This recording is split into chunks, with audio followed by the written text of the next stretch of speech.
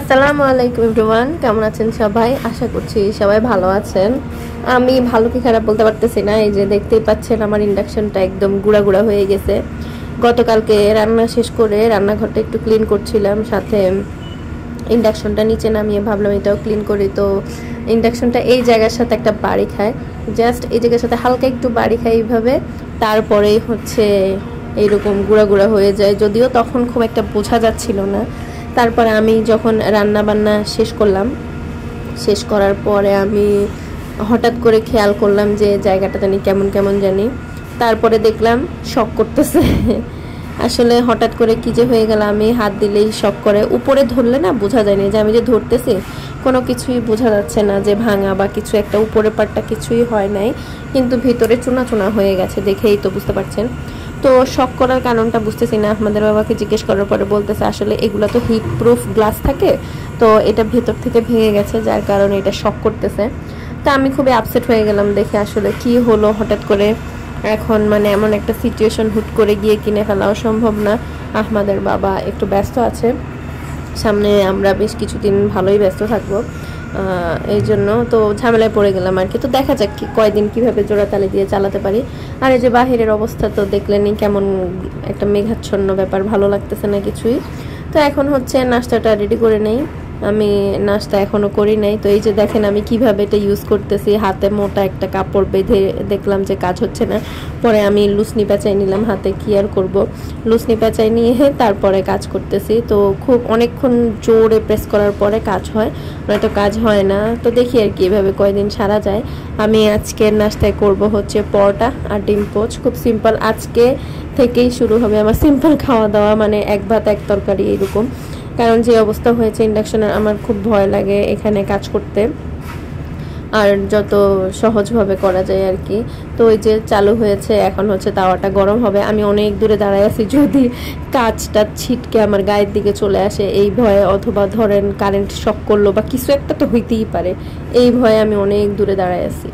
তো আমি এই বারান্দার দিকে প্রায় তাকায় থাকি, ওদের অনেকগুলা পাখি আছে, এইগুলো হচ্ছে বাজরিগার সম্ভবত। এই পাখিগুলো অনেকগুলো আছে, অনেকগুলা খাঁচা একসাথে উপর মানে নিচ থেকে উপর পর্যন্ত করে ওরা রাখছে। আর এখানে অনেক পাখি কিচির কিচির আওয়াজ শোনা যায়, বেশ ভালোই লাগে।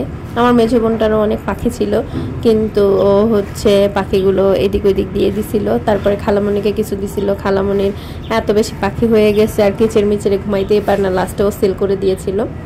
তো এই যে আমি নাস্তা রেডি করছি, আর কি যে একটা আতঙ্ক। যে দেখেন যতই মানে ইউজ করতেছি ততই কাজগুলো মানে ভেসে ভেসে উঠতেছে, এটা যে ভেঙে গেছে জিনিসটা ভেসে ভেসে উঠতেছে।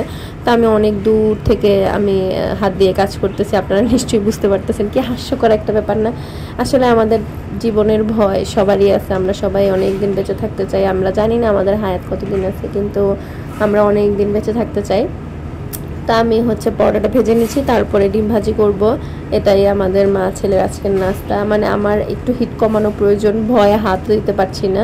কি যে একটা অদ্ভুত সিচুয়েশন ফেস করতেছি। আমাদের বাবা তো বলতেছিল যে কালকে যাবে, কিন্তু নিউ মার্কেট বন্ধ ছিল গতকালকে, এই জন্য আর যাওয়াটা হয়। নিউ মার্কেট বন্ধ ছিল না কোনো একটা কারণে, আর যাওয়া হয় নাই। তো দেখা যাক কবে যাওয়া যায়। আমি একটু সাবধানে কাজ করছি, আর বাচ্চাগুলোকে কোনোভাবেই রান্নাঘরের দিকে আসতে দিচ্ছি না।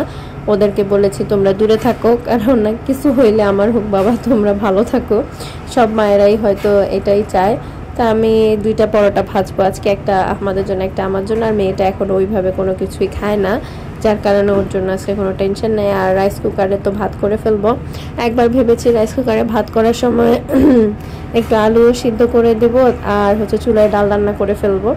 এখন দেখি কি করা যায়। আসলে আজকে এত বেশি টেনশনে আছি, আমি জানি না আজকে কি করব, বা আপনাদের সাথে বা কি শেয়ার করব, কি জানি কি করি না করি।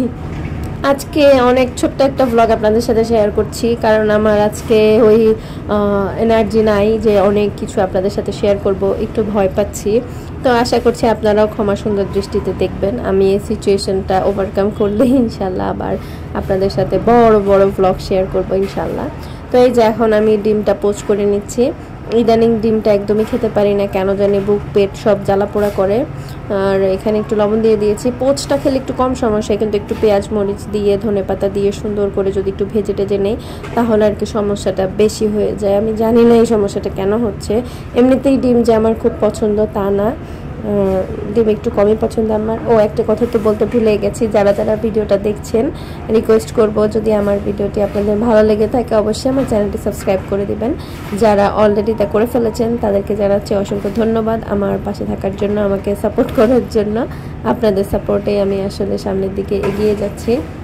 এভাবে আমাকে সাপোর্ট করবেন, আমার পাশে থাকবেন।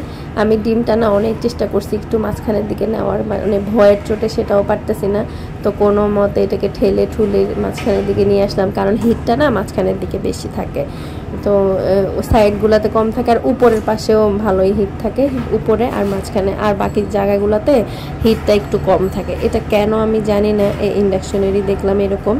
তো এই জন্য আমি ডিমটাকে আর কই পাশে নেওয়ার ট্রাই করছিলাম, ভয় পাচ্ছিলামও না। আর দূরে থেকে আসলে কতটুকুই বা কাজ করা যায়, দূরে থেকে তো ওইভাবে কাজও করা যায় না।